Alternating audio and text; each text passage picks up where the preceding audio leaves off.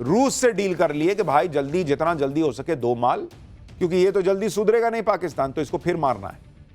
पाकिस्तान अपने आतंकियों को फिर से एक्टिव इसलिए भी कर रहा है क्योंकि मुनीर फंस गया है। पाकिस्तान में लोग पूछ रहे हैं कि ट्रंप के साथ लंच तो कर आया मुनीर, लेकिन डील क्या करके आए हो, बताओगे नहीं क्या? आप सुन रहे हैं, पाकिस्तान के सांसद संसद में खड़े होकर मजाक बना रहे हैं कि हमेशा तो प्राइम मिनिस्टर जाता था, इस बार यही उठ के चल दिया मुनीर। चलो तुम ही चले गए, लेकिन आके बताओ तो कि क्या बात करके आए हो। कुछ खिलाया भी ट्रंप ने या खाली ऑर्डर दिया था, ये लिख लो, ये कर देना, ये लिख लो, ये करेंगे, सुन लो, ये करेंगे। पाकिस्तान का फील्ड मार्शल मुनीर तो अमेरिका में जाकर ट्रंप को नोबेल पीस प्राइज देने की सिफारिश कर आया। पाकिस्तान में शहबाज शरीफ भी ट्रंप को नोबेल के लिए नॉमिनेट कर रहे हैं, लेकिन उसके अगले ही दिन ट्रंप ने ईरान पर बम गिरा दिया था। इसी को लेकर अब पाकिस्तान की संसद में शहबाज शरीफ पर भी सवाल उठ रहा है। यानी पाकिस्तान के सांसद इस बात को लेकर भी पाकिस्तान की सरकार, वहां की सेना को एक्सपोज कर रहे हैं कि तुम तो मुसलमानों के साथ भी नहीं हो यार। ईरान के मुसलमानों के खून से हाथ सने हैं अमेरिका के, वहां फिलिस्तीन में मुसलमानों के खून से हाथ सने हैं अमेरिका के, और तुम वहां ट्रंप को कह रहे हो कि इसको जो है peace prize, Nobel peace prize दे दीजिए। यही है पाकिस्तान की सच्चाई। और इधर चीन में बैठकर भारत ने रूस से बड़ी डील की, उधर भारत ने चीन को भी अच्छे से समझा दिया कि पाकिस्तान के चक्कर में ना पड़ो भाई।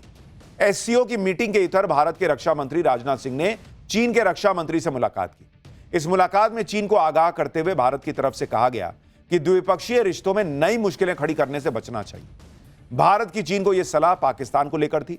भारत ने चीन को समझा दिया कि कह देने से कोई अच्छा पड़ोसी नहीं होता, उसके लिए अच्छा माहौल भी बनाना पड़ता है।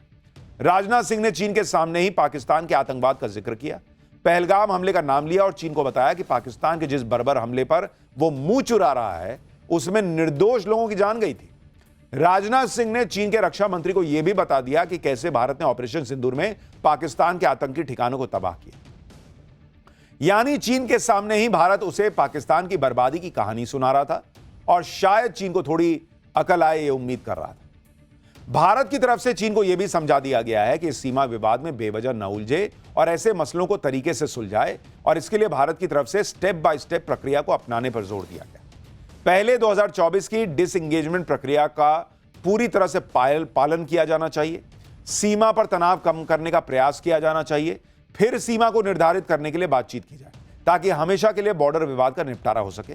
राजनाथ सिंह ने कहा कि ग्राउंड पर एक्शन लेना होगा, जो अविश्वास पैदा हुआ है उसे कम करना होगा। भारत और चीन दोनों तरफ से एलएसी पर शांति बनाए रखने पर जोर दिया गया। चीन के रुख से यही लग रहा है कि ऑपरेशन सिंदूर में पाकिस्तान की धुलाई देखकर वो ये समझ गया है कि भारत से सीधे टक्कर लेने में फायदा नहीं है बॉस। मोदी ने चीन को टाइट तो किया ही, फिर ट्रंप का भी नंबर आया, जो भारत पाकिस्तान के मामले में बड़े उछल रहे थे। लेकिन पहली बात तो नरेंद्र मोदी ने ट्रंप के मुंह पर ही कह दी थी कि अपने काम से काम रखो, फोन पे बोला था। दूसरी बात यह है कि ट्रंप जिस तरह से अमेरिका का कबाड़ा करते जा रहे हैं, उसमें उन्हें खुद को बचाने के लिए मोदी का ही सहारा लेना होगा। आप देखिए कि ट्रंप की नीतियों से अमेरिका का क्या हाल हो गया है। अमेरिका की जीडीपी में इस साल जनवरी से मार्च तिमाही में 0.5% की गिरावट दर्ज हो गई है, जो 2022 के बाद सबसे बड़ी गिरावट है। जबकि अक्टूबर दिसंबर 2024 की तिमाही में अमेरिकी अर्थव्यवस्था 2.4% की दर से बढ़ रही थी। भाई ट्रंप के आने के बाद गिर गई अर्थव्यवस्था अमेरिका में। ट्रंप ने जनवरी में ही राष्ट्रपति पद की शपथ ली थी और आते ही पूरी दुनिया से टैरिफ वॉर छेड़ दिया, जिसमें अब अमेरिका खुद फंस गया है। ट्रंप के आने के बाद अनुमान था कि अमेरिका की अर्थव्यवस्था 0.2% तक गिरेगी, लेकिन यह तो 0.5% गिर गई भाई, जिसकी वजह ट्रंप की टैरिफ नीति को माना जा रहा है। एक्सपर्ट्स के मुताबिक अमेरिका की जीडीपी में गिरावट के पीछे सबसे बड़ा कारण इंपोर्ट में होने वाली भारी बढ़ोतरी है। एक्सपर्ट्स के मुताबिक ट्रंप के टैरिफ शुल्क बढ़ाने की आशंका के चलते अमेरिकी कंपनियों ने भारी मात्रा में विदेशी सामान ऑलरेडी खरीद लिया और इससे अमेरिका की जीडीपी सिकुड़ गई। ट्रंप के फैलाए टैरिफ वाले रायते से अमेरिका की अर्थव्यवस्था को झटका लगा है। अब ट्रंप के सामने यह चैलेंज है कि भूल को सुधारे कैसे। शायद यही वजह है कि ट्रंप ने अचानक चीन से डील होने का ऐलान कर दिया, लेकिन क्या डील हुई इसकी डिटेल नहीं दी। उधर चीन ने इस पर कोई जानकारी नहीं दी है। चीन से डील के साथ ही ट्रंप ने यह भी ऐलान कर दिया कि वो भारत के साथ भी बहुत बड़ी डील करने वाले हैं। यानी ट्रंप को लग रहा है कि अमेरिकी अर्थव्यवस्था का जो हाल होता जा रहा है उसमें पहले से ही बोल दो कि मैं ये डील कर रहा हूं, वो डील कर रहा हूं, ताकि पब्लिक का गुस्सा ना झेलना पड़े। साथ ही उनको यह भी समझ में आ गया कि भारत के साथ डील किए बिना वो इससे निकल नहीं सकते। सुनिए एक बार। China yesterday, right?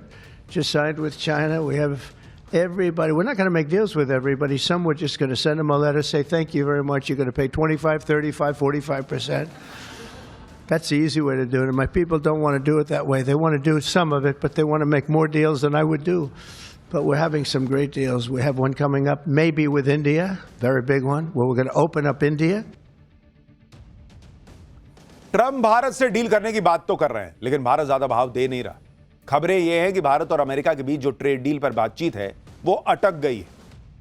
दरअसल ऑटो कंपोनेंट, स्टील और कृषि से जुड़े उत्पादों पर इंपोर्ट ड्यूटी को लेकर मतभेद की बातें चल रही हैं।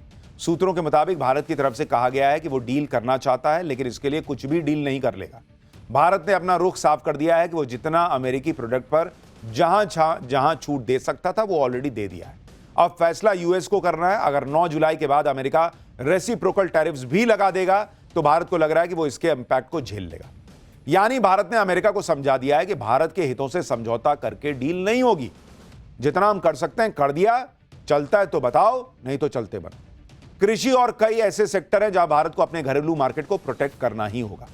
भारत के स्ट्रांग स्टैंड से एक बार फिर ट्रंप की झूठ की पोल खुल गई, क्योंकि पहले ट्रंप यह दावा कर रहे थे कि भारत ने नो टैरिफ एग्रीमेंट का प्रस्ताव दिया है, यानी अमेरिकी प्रोडक्ट पर कोई टैरिफ लगेगा ही नहीं। इधर भारत डील पर अपने स्टैंड पर अड़े है, उधर ट्रंप यही मौल बना रहे कि भारत से तो बड़ी डील होने वाली है। ट्रंप भी यह बात जानते हैं कि भारत कितना बड़ा मार्केट है और वो युद्ध और गिरती अर्थव्यवस्था के बीच में फंसे हैं। उन्हें खुद इस बात का एहसास होगा कि भारत ही वो देश है जो जियोपॉलिटिकली ट्रेड के लिए उन्हें सबसे ज्यादा सूट करता है। ट्रंप को यह भी पता होगा कि इकोनॉमी सुधारने के लिए वो दुनिया में ना तो चीन के पास जा सकते हैं ना रूस के पास जा सकते। ट्रंप के लिए एक तरफ कुआं, दूसरी तरफ खाई वाली स्थिति है। ऐसे हालात में अमेरिका की अर्थव्यवस्था को सुधारने के लिए ट्रंप को भारत से ही उम्मीद होगी, क्योंकि पाकिस्तान तो किसी काम का है नहीं। वो तो खुद कटोरा लेकर खड़ा हो जाएगा कि सर कुछ इसमें डाल देते, आप मुझसे क्या मांग रहे हैं। आप देखिए कि अभी भारत और अमेरिका के बीच कुल बायलैटरल ट्रेड 11,28,000 करोड़ रुपए का है। साल 2030 तक दोनों देशों का टारगेट इसे करीब 4 गुना बढ़ाकर 42,74,000 करोड़ रुपए करने का है। अगर बायलैटरल ट्रेड डील हो जाती है तो इससे भी कहीं गुना ज्यादा फायदा अमेरिका को पहुंच सकता है। इससे अमेरिका की इकोनॉमी जो ट्रेड की वजह से गिर रही है वो वापस पटरी पर आ सकती है। और इसलिए ट्रंप को पता है कि उन्हें मोदी की जरूरत है। मोदी को उतनी जरूरत नहीं है, भारत को उतनी जरूरत नहीं है जितनी ट्रंप को भारत की जरूरत है। इनफैक्ट दुनिया को भारत की जरूरत है। ट्रंप को पीएम मोदी से उम्मीद इसलिए है क्योंकि ट्रंप ने इजरायल ईरान युद्ध में कूदकर कबाड़ा कर लिया। ईरान पर पहले बम गिराए, अब पैसे देने पड़ रहे हैं। उधर इजरायल का जो नुकसान हुआ उसे अमेरिका का ही नुकसान समझो, क्योंकि उसे अमेरिका ही पूरा सपोर्ट करता है। अब कहा जा रहा है, आप देखिए जो खबरें आ रही हैं उसके मुताबिक कहा जा रहा है कि ईरान को पैसा देगा अमेरिका। ईरान को पैसा देगा कौन? अमेरिका। भाई पहले फोड़ रहे थे, अब तुम कह रहे हो हम पैसा देंगे। क्या ही